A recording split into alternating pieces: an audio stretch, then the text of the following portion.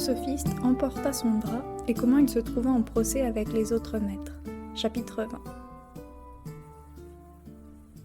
Le sophiste avait à peine achevé que Ponocrate et Eudémon s'esclaffèrent si violemment qu'ils crurent en rendre l'âme à Dieu, ni plus ni moins, que Crasus en voyant un âne couillard qui mangeait des chardons, ou comme Philémon, qui mourut à force de rire en voyant un âne manger les figues qu'on avait préparées pour le dîner.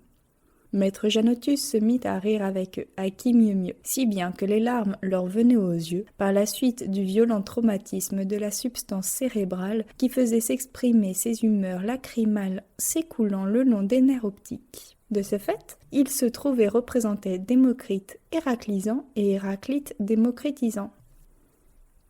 Ces rires complètement apaisés, Gargantua consulta ses gens sur ce qu'il convenait de faire. Ponocrate fut d'avis que l'on fît reboire ce bel orateur et, vu qu'il leur avait offert un divertissement et les avait fait rire plus que ne l'eût fait songe creux, qu'on lui offrit les 10 empans de saucisses mentionnés dans la joyeuse harangue, avec une paire de chausses, 300 bûches de gros bois de moule, 25 muids de vin, un lit à triple couche de plumes d'oie et une écuelle de grande capacité bien profonde, chose qu'il disait nécessaire à sa vieillesse.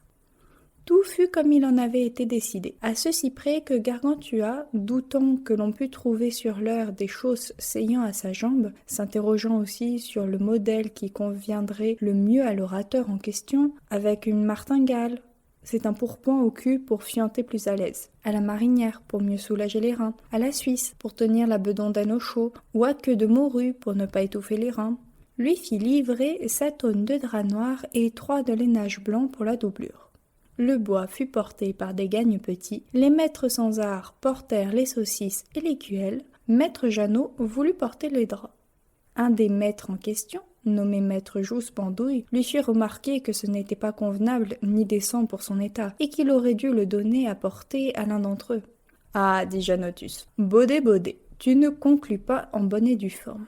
Voilà à quoi servent les suppositions et les éléments de logique. Ce pan d'étoffe, à qui se rapporte-t-il ? En général, dit Bandouille, et non à un particulier. Baudet, dit Janotus, je ne te demande pas la nature du rapport, mais sa destination, Baudet. C'est ta destination de mes tibias. Aussi le porterai-je moi-même, comme la substance porte l'accident. Ainsi, il emporta son drap en tapinois, comme patelin. Le meilleur, ce fut quand le tousseux, glorieusement et en pleine séance tenue chez les Mathurins, vint réclamer ses chausses et ses saucisses, qui lui furent péremptoirement refusées, puisque selon les informations prises à ce propos, il les avait reçues de Gargantua. Il objecta que c'était gratuitement et par libéralité, ce qui ne les dispensait nullement de leurs promesses. Malgré tout, on lui répondit qu'il valait mieux se contenter de bonnes raisons, en plus de quoi il n'aurait pas une miette. La raison, dit Janotus, nous n'en usons pas ici. Misérables traîtres, vous ne valez rien. La terre ne porte pas de plus méchantes gens que vous, je le sais bien. N'allez pas clopiner devant les boiteux, la méchanceté, je l'ai exercée avec vous, par la rate de Dieu. J'avertirai le roi des énormes abus qui sont forgés ici par vos mains et vos menées, et je veux bien attraper la lèpre s'il ne vous fait pas brûler vif comme sodomite, traître, hérétique et tentateur, ennemi de Dieu et de la vertu.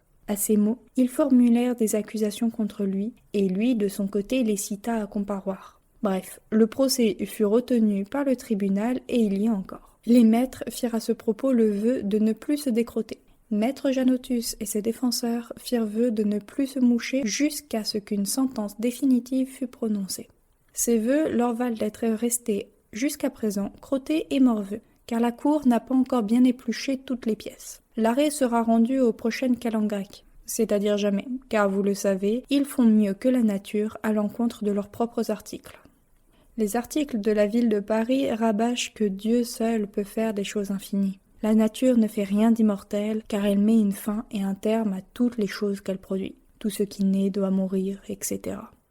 Mais ces souffleurs de brouillard, laissant devant eux les procès en suspense, les rendent infinis et immortels. Ce faisant, ils ont été l'occasion et la vérification de l'adage de Chillon le Lacémonien, canonique à Delphes, disant que la misère est la compagne des procès et que les plaideurs sont des miséreux, car ils voient plutôt la fin de leur vie que la reconnaissance de leur prétendu droit.